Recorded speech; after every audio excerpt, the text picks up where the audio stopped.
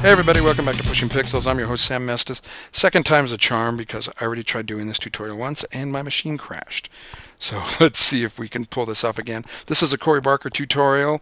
It's a great way to kick off your 3D education. I use it in my advanced 3D class to sort of push the students off the ledge and get them going working in Photoshop 3D. So I got to give props to Corey for his model. Now we're going to use this. We're not going to use this tutorial verbatim because it's a little obsolete now, but the model's still very relevant, so we're going to use that, and I don't know what that is.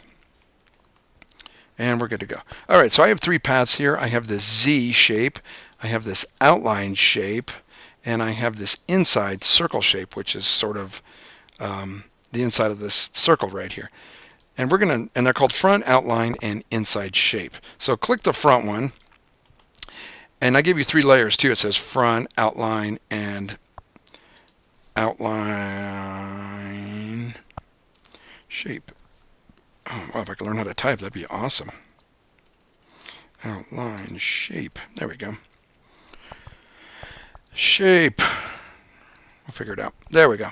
All right, so select your front and go to your paths and select that front and open up your 3D palette. I'm going to click this off so you can get a better view. I'm going to drag my 3D palette out, and I'm also going to drag out my properties tab because they work in tandem when you're working in 3D. Okay, so front path selected, front layer selected, and we go up to our 3D palette here, and we're going to work from working path because we're going to use the path to do our extrusion. Make sure 3D extrusion and hit create, and it is going to take that green and that path and make you a simple 3D model. Don't care about that right now. Let's go back to paths and pick outline. It's that circle you see there. Go up to layers and pick outline. It is white, and we're going to create work path again. Work path selected. We're going to create a new path again. There it is. There's that one. We have one more to do. Go to path, inside shape. Go back to your layers and pick that outline shape. I don't know why I called it that, but it's blue. And hit create 3D one more time. We're going to create three 3D objects, and there you go. Pretty darn simple. Now, Photoshop wants the models to live in the same layer. So we're going to compress all three of these layers right here to one layer. And I'm going to hit Command E and just merge all three layers. Select them all and then merge. There it goes. Now, even though I merged them into one layer, they are still separate 3D entities. You can still work on them individually. They just live inside one layer. I'm going to go up to the current view right here because I want to see the side of the model. So I'm going to click on current view. Nothing's happening. Make sure your move tool is selected because up here are all your 3D viewing and rotation tools right here. And in this case, I'm in orbit right there, the very first one. And since I'm in current view, I can use my orbit tool and I can spin the camera around a little bit so you can see it a little bit better. There we go. Don't spin the models, spin the current view. All right? Remember, always spin the current view, not your model, unless you intend to spin your model. In this case, we don't. So we have three elements. We have the outside shape, the outline, which is the circle, and the front, which is the Z. Even though you can't see it, it's there, it's buried. So we need to adjust the depths of all these. So pick the outside, the outline one. That's the white circle there. Click on the name, and if you go down here to the bottom, make sure you're in pixels. If you're not in pixels, click this little square right here, right there. It's a 3D square, and hit this pull down and make sure it says pixels, not inches. Do not work in inches, work in pixels. It's right there in the properties.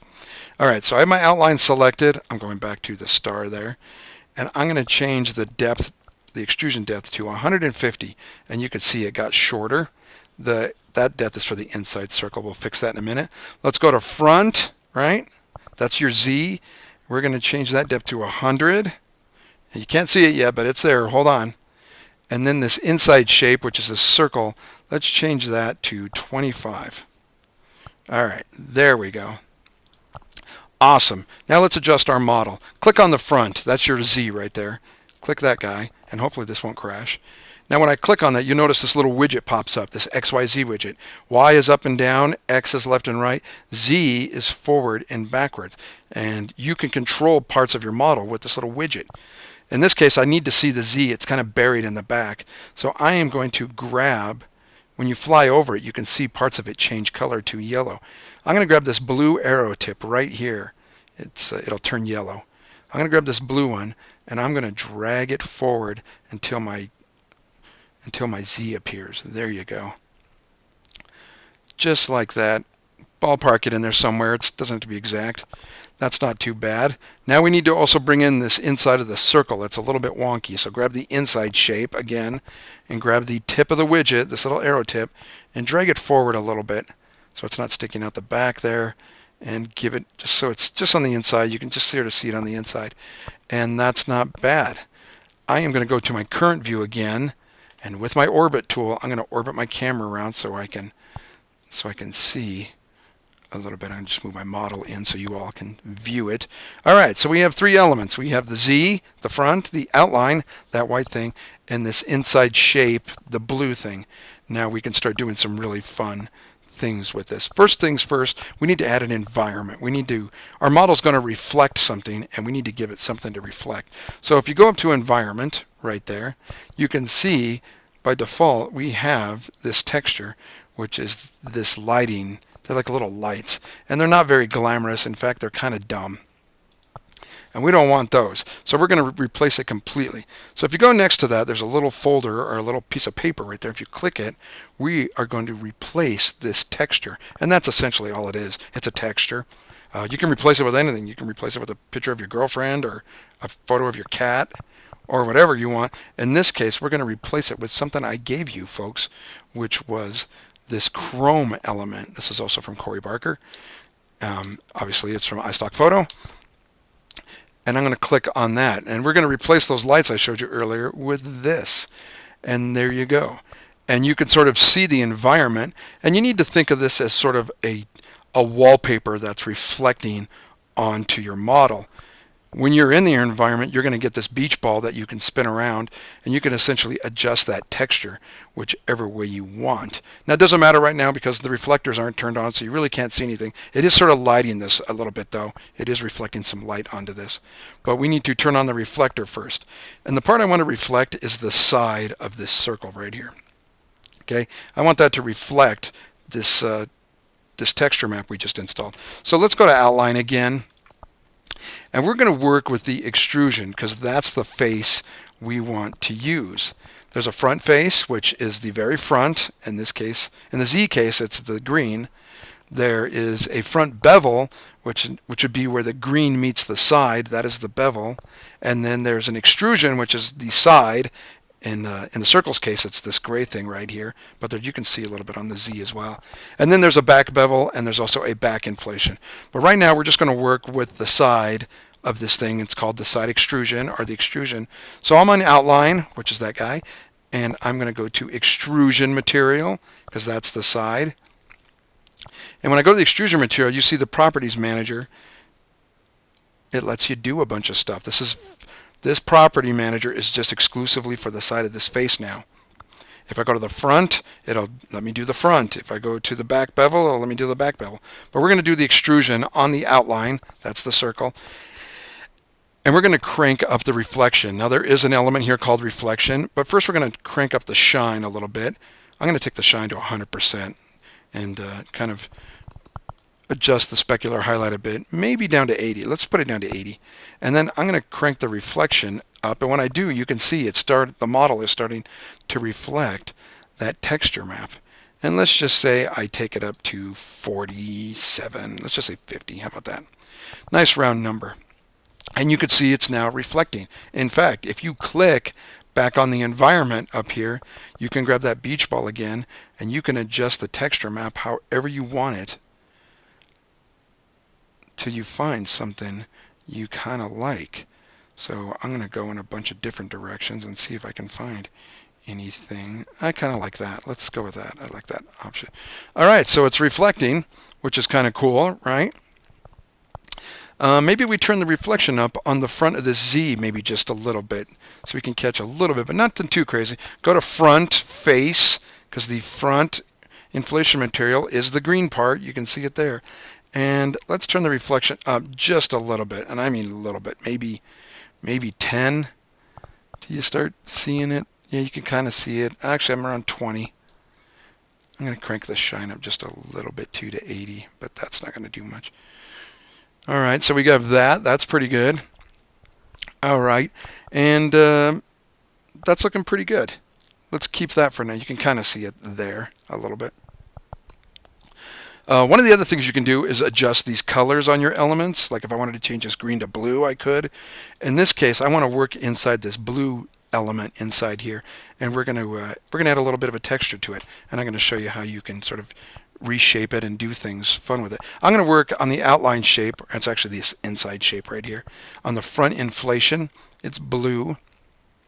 And we can edit that blue. So if you go up to, now that it's front inflation selected, if you go to the diffuse tab and click that little piece of paper right there, we are going to edit this texture right here. Click that guy, and you are going to get a brand new document opening up. Now, it's important to remember this document I opened up is actually the texture of this blue inside element, but it's its own Photoshop file. This Photoshop file over here lives inside this Photoshop file. All right? It's important to remember that. We're technically editing this blue circle inside here. And here's what the texture looks like. But we're going to put a halftone on it. So I'm going to put, and you just treat this like any other Photoshop layer. You can do whatever you want to it, just like you can in any Photoshop project. But in this case, we're going to use a halftone effect. So I'm going to put a new layer above my color.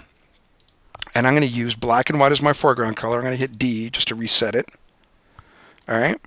And go to gradient. I'm going to use black to white as my gradient. And I'm going to drag it top to bottom. You can draw it any which direction you want, but that's what I'm doing. And it's on its own layer. You can see right there on its brand new layer. And now that we have that, we can go to Filter, Pixelate, Color Tone.